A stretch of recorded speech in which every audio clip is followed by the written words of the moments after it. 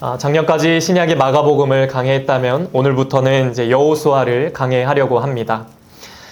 우리는 지금 전쟁의 시대를 살아가고 있습니다.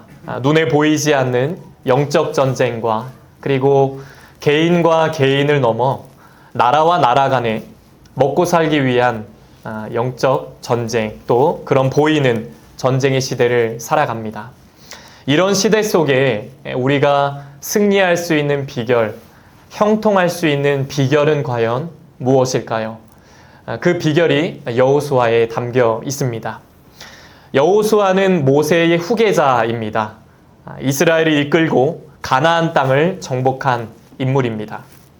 원래 여호수아의 이름이 뭔지 아십니까 혹시? 원래 여호수아의 이름이 호세아였습니다. 호세아. 근데 민수기 13장에서 이 모세가 호세아에서 여호수아로 이름을 바꿔준 것입니다. 여호수아라는 이름의 뜻은요, 여호와는 구원이시다 라는 뜻입니다. 정말 멋지죠? 여호와는 구원이시다.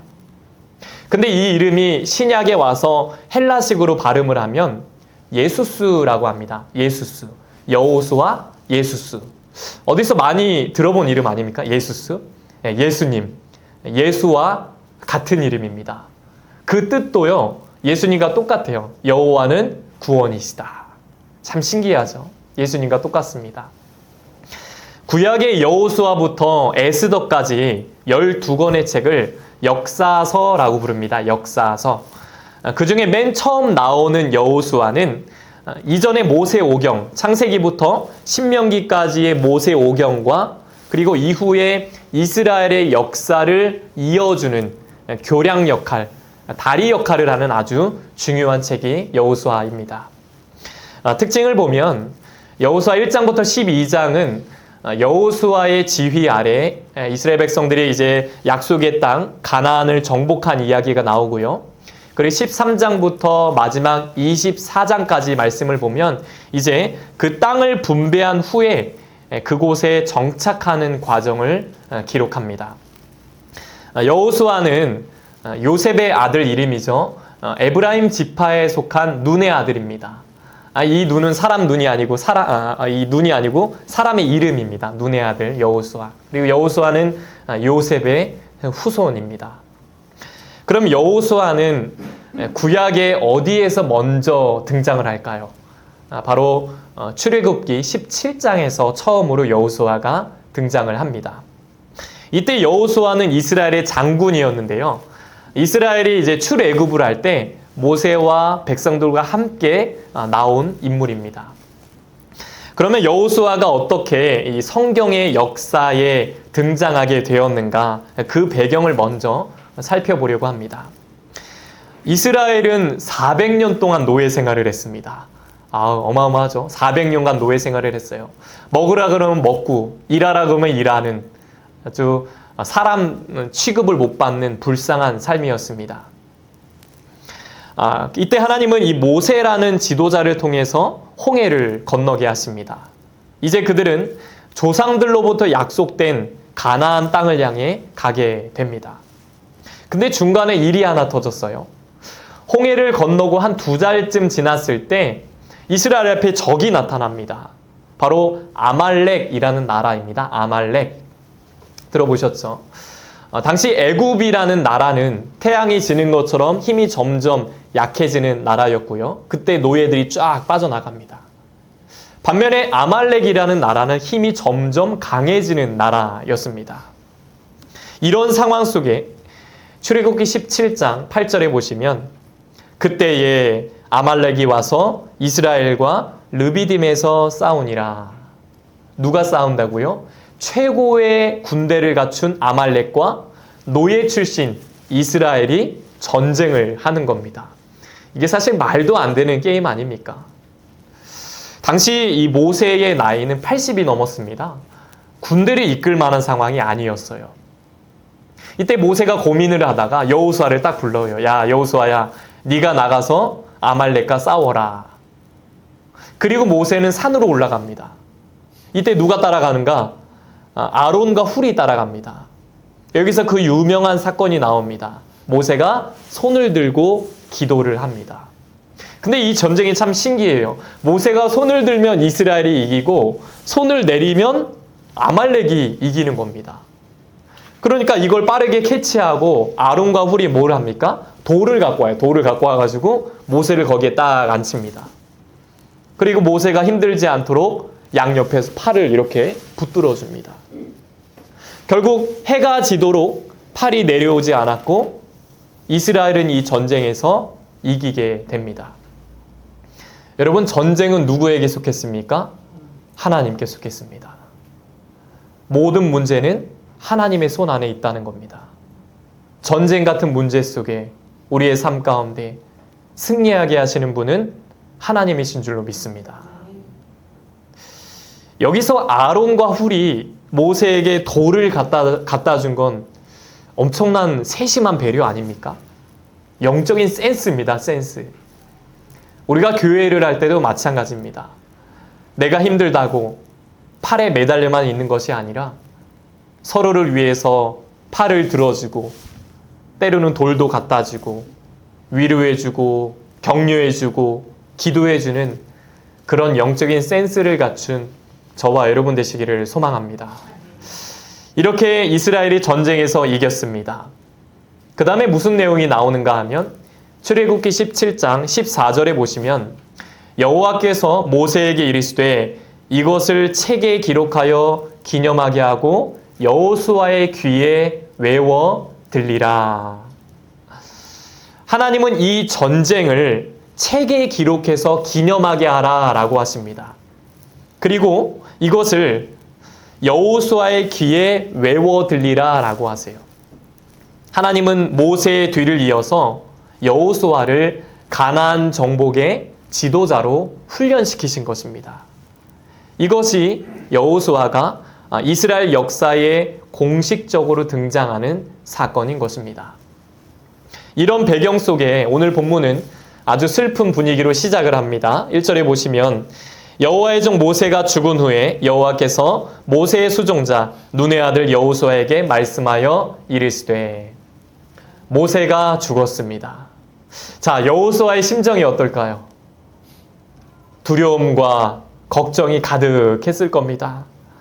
오늘 부른 찬송에 보면 여호수아 본받아 앞으로 가세 라는 가사를 보면요, 이것만 보면 우리는 여호수아를 어떤 용감한 장군으로 승리의 상징으로 기억을 합니다.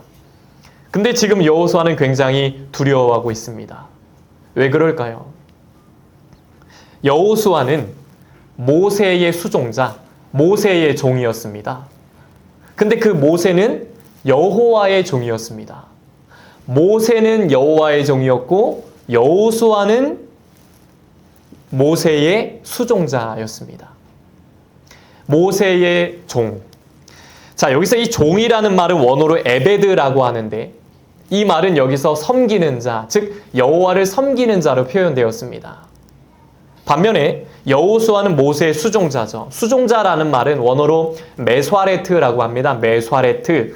이 말은 보좌관, 수행원이란 뜻입니다. 그러니까 여호수아는 모세의 수행원, 비서실장 같은 사람이었습니다. 모세랑 여호수아는 엄청난 차이죠. 게임이 안 됩니다. 모세가 누굽니까? 400년 동안 종살이했던 이스라엘 백성을 출애굽시킨 인물입니다. 홍해를 건너게 합니다. 광야 생활 40년 동안 그 수백만의 이스라엘을 다 이끈 아주 위대한 민족의 지도자 모세가 눈앞에서 죽었습니다. 여호수아는 어떨까요? 우리 비서실장 여호수아는 늘 이 모세만 바라보고 의지했는데 이제는 자기를 지도해줄 언덕이 다 무너져 버린 것입니다. 앞이 캄캄하죠. 그런 자신이 가나안 땅을 정복한다는 것은 참으로 어려운 일이었습니다. 이걸 보면 우리가 생각했던 여호수아는 용감한 장군이 아니라 두려움 앞에서 우리처럼 똑같이 두려워하고 걱정하는 아주 지극히 평범한 사람이라는 걸 알 수가 있습니다. 그런데 하나님은 그 평범한 사람을 장군으로 세우셨고 믿음의 역사를 만들어 가셨습니다. 이것이 오늘도 주저앉은 나를 다시 일으키는 소망과 힘이 되는 것입니다. 하나님은 처음부터 위대한 사람을 골라 쓰지 않으셨습니다. 평범한 사람을 들어서 믿음의 사람으로, 믿음의 용사로 사용하셨다는 것입니다. 여호수아의 시작은 모세의 수종자, 사람의 종이었습니다. 그런데 여호수아가 이제 인생의 말년이 됐을 때 하나님은 이제 그를 하나님의 종으로 만들어 주신 걸 보게 됩니다. 여호수아 24장 29절에 보시면 이 일 후에 여호와의 종 눈의 아들 여호수아가 110세에 죽음에. 여호와의 종 눈의 아들 여호수아. 여호수아는 110세에 여호와의 종으로 인생을 마무리합니다. 저와 여러분의 삶도 이렇게 되길 바랍니다. 평범하고 연약한 사람의 종이었지만 하나님께 붙들린 사람이 되어서 귀하게 쓰임받고 하나님의 종으로 마무리하는 인생. 사람의 종에서 하나님의 종으로 마무리하는 인생. 너무나 멋진 인생 아닙니까? 우리가 먹고 마시며 일하는 모든 것들은 하나님을 위해서, 하나님의 영광을 위해서가 되어야 합니다. 모세가 죽었듯이 사람은 누구나 죽습니다. 이런 유한한 삶 속에 우리는 지금 누구를 위해서, 무엇을 위해서 살아가고 있습니까? 여호수아처럼 주님을 위한 가치 있는 인생에 이름을 올리는 저와 여러분 되시기를 축복합니다. 이렇게 두려워하고 있는 여호수아에게 주님은 말씀하세요. 2절에 보시면 내 종 모세가 죽었으니 이제 너는 이 모든 백성과 더불어 일어나 이 요단을 건너 내가 그들 곧 이스라엘 자손에게 주는 그 땅으로 가라. 아멘. 하나님은 여호수아에게 꿈을 주시며 뭐라고 하시죠? 일어나라 라고 하십니다. 모세는 죽었지만 꿈이 죽은 것은 아닙니다. 우리 인생이 아무리 어렵고 힘들다고 해서 우리를 향하신 하나님의 꿈과 역사는 죽은 것이 아니라는 것입니다. 요셉이 억울하게 감옥에 갇혔을 때 그의 환경은 캄캄했습니다. 그러나 하나님은 그를 애굽의 총리로 세울 꿈을 꾸고 계셨습니다. 이처럼 수천 년이 지난 지금도 하나님은 여전히 살아계십니다. 하나님은 여전히 우리와 함께하고 계십니다. 올 한 해 하나님은 저와 여러분을 향한 놀라운 꿈과 계획을 갖고 계십니다. 주님은 그 일에 힘을 내고 일어나서 얘야 그 땅으로 가라 라고 말씀하십니다. 그러면서 주님은 3절에 말씀하십니다. 너희 발바닥으로 밟는 곳은 모두 내가 너희에게 주었노니. 이 말은 그냥 발로 밟고 돌아다닌 땅을 다 주겠다 그런 뜻이 아닙니다. 구약에서 발은 힘을 상징합니다. 밟는다는 건 승리를 상징합니다. 따라서 발바닥으로 밟는 모든 곳을 주겠다 이 말씀은 주시겠다고 하는 말씀에 믿음으로 순종할 때 결국 승리하게 된다라는 뜻입니다. 그러면서 중요한 약속을 해주십니다. 5절에 보면 우리 함께 읽어볼까요? 시작. 내 평생에 너를 능히 대적할 자가 없으리니 내가 모세와 함께 있었던 것 같이 버리지 아니하리니. 아멘. 우리 감리교 창시자 위슬리 목사님이 이런 말을 남기셨죠. 제가 자주 언급했던 말이죠. 세상에서 가장 좋은 것은 하나님이 우리와 함께 하신다는 것이다. 이게 복음의 핵심 아닙니까? 임마누엘, 하나님이 우리와 함께 하신다는 것을 믿는 것입니다. 복음이 무엇입니까?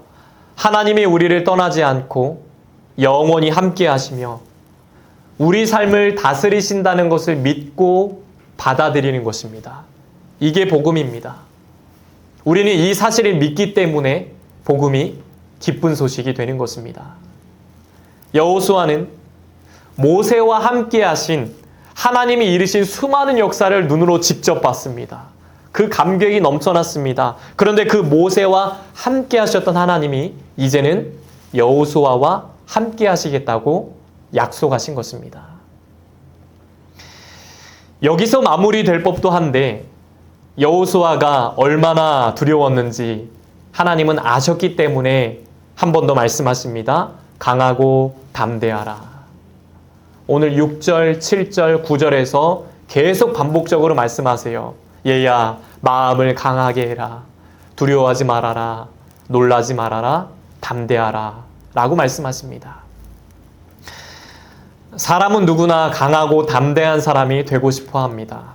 그래서 자기를 과장하기도 하고 있어 보이려고 하고 그러다가 낭패를 보기도 합니다. 그러면 여러분이 생각하는 강하고 담대함은 무엇입니까? 여러분은 무엇을 보고 강하다, 담대하다라고 말씀하십니까? 아마 사람마다 기준이 다 다를 것입니다. 지난주에 우리 청년들과 모임을 가졌어요. 하나님의 관점으로 세상을 밝히는 우리 청년 뷰들과 아주 유익한 시간을 보냈는데요. 이때 청년들과 서로의 장점을 말해주는 시간을 한번 또 가져봤습니다. 단순해 보이지만 막상 해보니까 참 따뜻하고 뜨뜻하고 좋더라고요. 저는 말씀을 준비하면서 이거를 강함과 한번 연관시켜 보았습니다. 우리가 생각하는 강함의 조건은 무엇인가? 예를 들어서 이 청년의 장점은 어떤 환경에도 크게 요동하지 않는 평온함이 있는 것 같다라고 합니다. 이것이 강함의 조건이 될 수 있죠. 또 이 청년은 예전엔 안 그래 보였는데 요즘의 힘든 세상을 참 책임감을 갖고 열심히 사는 것 같다라고 합니다. 이것이 강함이 될 수가 있죠. 또 이 청년은 사람들에게 많은 사랑을 받을 만한 그런 에너지와 능력이 있는 것 같다라고 합니다. 또 이 청년은 공부를 한다든지 운동을 한다든지 철저한 자기관리로 인생을 열심히 사는 것 같다라고 합니다. 이것 또한 강함의 조건이 될 수가 있을 겁니다. 저희가 이런 걸 나누면서 어쩜 이렇게 서로에게 잘 맞는 장점을 잘 캐치했을까 하는 생각이 들더라고요. 청년들이 저의 장점을 뭐라고 했을까요? 생각보다 고민을 하더라고요. 그래서 좀 당황했어요. 목사님은 깔끔하다, 긍정적이다, 목사님은 신뢰의 상이다 라고 하더라고요. 제가 좀 신뢰할 만한 얼굴인가 봅니다. 어떻게 좀 믿고 맡겨보시렵니까? 그렇다고 하더라고요. 이것이 저의 강함의 조건이 될 수 있을 것입니다. 이처럼 사람이 생각하는 다양한 강함의 조건들이 있습니다. 자, 그러면 성경이 말하는 강함, 성경이 말하는 강하고 담대함은 무엇일까요? 성경은 우리의 굳건하고 어떤 현상적인 모습을 강하다라고 말하지 않습니다. 성경이 말하는 강하고 담대함은 세 가지로 정리해 볼 수 있습니다. 첫째, 삶의 목적이 무엇인지 안다는 것입니다. 이것이 강함이라는 겁니다. 삶의 목적이 무엇인지 안다. 6절에 보시면 너는 내가 그들의 조상에게 맹세하여 그들에게 주리려 한 땅을 이 백성에게 차지하게 하리라. 아멘. 여기서 가나안 땅은 하나님 나라를 상징합니다. 우리 삶의 목적은 무엇입니까? 우리가 이 땅에서 잘 먹고 잘 사는 것을 넘어서 우리 삶의 목적은 하나님 나라가 되어야 합니다. 이스라엘 백성에게 명해진 가나안 땅의 점령은 오늘날 우리가 하나님 나라를 확장해 가기 위해서 복음을 전하는 것으로 계승되어져야 합니다. 삶의 목적은 하나님 나라를 확장해 가는 것, 이것이 강하고 담대함이라는 것입니다. 두 번째로 강하고 담대함은 무엇인가? 바로 하나님의 말씀을 묵상하고 지켜 행하며 사는 것입니다. 말씀을 묵상하고 지켜 행하며 사는 것, 이것이 강함이라는 겁니다. 7절, 8절에 보시면 오직 강하고 극히 담대하여 나의 종 모세가 내게 명령한 그 율법을 다 지켜 행하고 우로나 좌로나 치우치지 말라. 그리하면 어디로 가든지 형통하리니 이 율법책을 내 입에서 떠나지 말게 하며 주야로 그것을 묵상하며 그 안에 기록된 대로 다 지켜 행하라. 그리하면 내 길이 평탄하게 될 것이며 내가 형통하리라. 아멘. 우리의 신앙과 삶의 기준은 하나님의 말씀입니다. 왜 많은 크리스찬들이 세상에서 넘어지고 신앙생활하면서 흔들리는 걸까요? 도대체 왜 그러는 걸까요? 기준에서 벗어나서 그렇습니다. 말씀에서 멀어져서 그렇습니다. 우리가 말씀대로 살면 우로나 좌로나 치우치지 않는 삶을 살게 됩니다. 말씀이 내 발의 길이 되고 내 발의 등이 되고 내 길의 빛이 되기 때문입니다. 말씀이 나를 지켜주기 때문입니다. 말씀은 단순히 우리 성경 좀 읽어야지 라는 어떤 책의 느낌이 아니라 내 삶을 움직이는 원동력입니다. 말씀이 기준이 되어야 그 인생이 형통해지는 것입니다. 세상에서 아무리 배운 게 많고 아무리 부자라 할지라도 그 인생에 말씀이 없으면 그것은 아무것도 아닙니다. 아무것도 아닌 인생입니다. 제가 장례를 참 많이 가보지 않았습니까? 또 입관하고 발인을 할 때, 특히 발인을 할 때 화장을 하지 않습니까? 손에 들고 가는 사람 아무도 없습니다. 다 두고 갑니다. 그 인생에 말씀이 없으면 아무것도 아닌 인생입니다.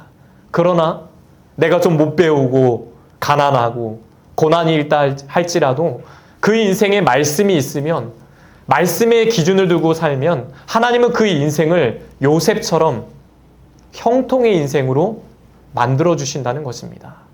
이게 하나님의 방법입니다. 오늘 주님은 이 말씀을 읽고 주야로 묵상하라고 하십니다. 묵상하라. 이 묵상하라 라는 말은 원어로 하가라고 합니다. 하가. 이 말은요, 중얼거리다 라는 뜻이에요. 중얼거리다.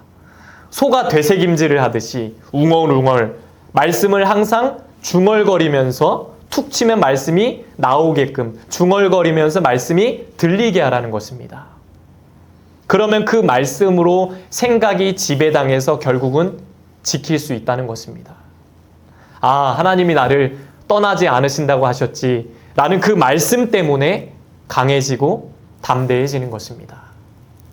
말씀을 묵상하고 지켜 순종하는 것이 우리 삶을 강하게 만든다는 것입니다. 세 번째는 무엇이 강함인가? 바로 하나님이 나와 함께 하시는 것이 강함이다 라는 것입니다. 9절 말씀 읽어볼까요?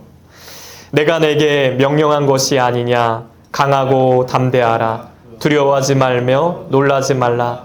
내가 어디로 가든지 내 하나님 여호와가 너와 함께하느니라 하시니라. 아멘. 내 삶이 크게 나아지진 않았지만 세상은 늘 어렵다 힘들다 라고 하지만 그래도 하나님이 나와 함께 하신다. 우리 가정과 일터에 함께 하신다. 어디로 가든지 나를 지켜주신다 라는 그 믿음이 우리를 이기게 할 것입니다. 그 믿음이 우리를 견디게 할 것입니다. 그 믿음이 우리를 승리의 길로 인도할 것입니다. 이것이 성경이 말하는 강하고 담대함입니다. 삶의 목적을 하나님 나라에 확장해 두는 것, 말씀을 지키고 떠나지 않는 것, 하나님이 나와 함께 하시는 것이 진정한 강함이요 담대함이라는 것입니다. 우리가 이런 강함을 소유하길 바랍니다. 이 중에 저는 말씀을 묵상하며 지키는 것이 강함이다. 여기에 집중을 해봤습니다. 오늘 모세가 죽고 두려움에 빠진 여호수아는 용감한 장군의 이미지였지만 우리와 비슷한 면이 참 많습니다. 평범하고 연약하고 두려움이 많은 사람이었습니다. 오죽하면 하나님이 얘야 강하고 담대해라 계속 반복하셨을까요? 그는 소설 속에 어떤 위대한 영웅은 아니었지만 분명한 것은 말씀에 순종하며 살았던 하나님의 사람이었습니다. 아프리카의 자연을 사랑했던 우리 필립 켈러 목사님이 이런 말을 남겼습니다. 그는 여호수아는 가장 위대한 신앙의 인물들이 인류 역사의 무대의 걸음을 내디뎠던 것처럼 전적인 신뢰를 거의 받지 못했다. 인기가 없었다는 거죠. 사실상 그의 찬란한 경력은 하나님의 명령을 따라 조용히 한 걸음, 그리고 또 한 걸음 내딛는 솔직한 이야기에 기록되어 있다. 아멘. 그의 찬란한 경력은 하나님의 명령을 따라 한 걸음 한 걸음 내딛는 솔직한 이야기에 기록되어 있다. 저는 여기에 깊은 감명을 받았습니다. 여호수아는 완전하지 않았습니다. 우리도 완전하지 않습니다. 하나님의 명령을 따라 조용히 한 걸음 한 걸음 걷는다? 이건 세상이 주시하는 방법도 아닙니다. 그러나 그는 말씀을 묵상하고 순종하며 걸어간 사람이었습니다. 여호수아는 말씀대로 한 걸음 한 걸음 지키고 살아가면서 순종의 경력을 기록해 갔습니다. 사람들은 지름길을 찾습니다. 어떻게 하면 잘 살 수 있을까? 어떻게 하면 저 사람을 넘어설 수 있을까? 그러나 하나님은 지름길이 아니라 바른 길을 가라고 하십니다. 바른 길은 무엇입니까? 하나님의 말씀대로 사는 길입니다. 여러분, 올 한 해 말씀을 가까이 하며 읽고 묵상해 보시길 바랍니다. 하나님이 강하고 담대하라고 하셨지, 두려워하지 말라고 하셨지, 말씀을 지키며 살라고 하셨지, 묵상하며 중얼거리며 순종하며 살아보시길 바랍니다. 주께서 반드시 강하게 하실 것입니다. 주께서 반드시 담대하게 만드실 것입니다. 이것이 하나님 앞에 찬란한 경력이 될 것입니다. 인생의 승리의 비결, 형통의 비결은 바로 여기에 있는 것입니다. 그 말씀 안에 기록된 대로 다 지켜 행하라. 이것이 성경이 말하는 강하고 담대함입니다. 그럴 때 내 길이 평탄하게 될 것이며 내가 형통하리라 라고 하십니다.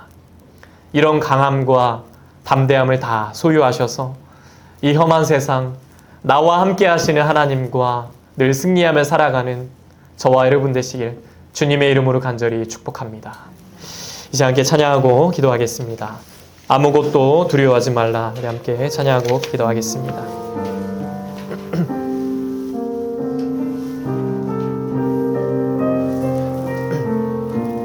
아무것도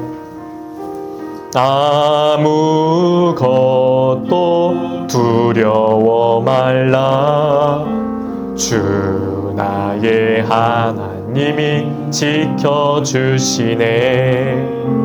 놀라지 마라. 겁내지 마라. 주님 나를 지켜주시네. 아무것도 두려워 말라. 아무것도 두려워 말라. 주 나의 하나님이 지켜주시네. 놀라지 마라. 놀라지 마라. 겁내지 마라. 주님 나를 지켜주시네. 내 맘이 힘에 겨워 내 맘이 힘에 겨워 지칠지라도 주님 나를 지켜주시네. 세상에 험한 풍파 몰아칠 때도 주님 나를 지켜주시네. 주님은 나의 산성, 주님은 나의 요새, 주님은 나의 소망, 나의 힘이 되시뇨. 내 맘이 힘에 겨워 내 맘이 힘에 겨워 지칠지라도 주님 나를 지켜주시네. 세상에 엄한 풍파 몰아칠 때도 주님 나를 지켜주시네. 주님은 나의 산서, 주님은 나의 요새, 주님은 나의 소망, 나의 힘이 되신 여호와. 하나님 아버지, 세상이 아니라 주님이 원하시는 강하고 담대함을 소유하며 살게 하여 주옵소서. 말씀을 묵상하고 지키며 순종하겠습니다. 말씀을 기준으로 삼고 흔들림 없는 삶을 살게 하여 주옵소서. 두려웠던 여호수아에게 강하고 담대하라 라고 하신 주님, 우리에게도 말씀하여 주시고 어디로 가든지 주님과 함께하는 삶이 되게 하여 주옵소서. 주님과 함께 형통한 인생을 살도록 축복해 주시옵소서. 이제는 우리 주 예수 그리스도의 은혜와 하나님 아버지의 넘치는 사랑과 성령의 가망없는 역사 교통하심이 강하고 담대함을 소유해서 주님 안에서 형통의 축복을 누리며 살기 원하는 우리 씨앗의 성도들과 가정과 자녀들과 일터 위에 이제부터 영원토록 함께 하시기를 간절히 축원합나이다. 아멘.